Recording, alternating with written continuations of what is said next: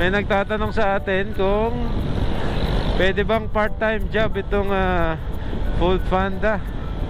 Pag de-deliver kay Food Panda, syempre po pwede tayo mag part-time job kasi makakakuha ka dito ng schedule na 3 hours lang.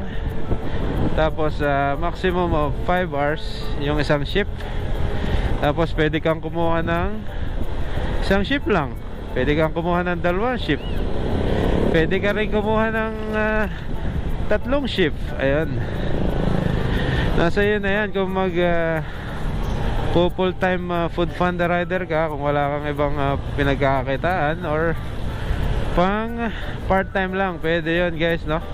Kagaya nitong schedule natin ngayon, ang schedule ko ngayon is 5:15 hanggang 10 PM. Tapos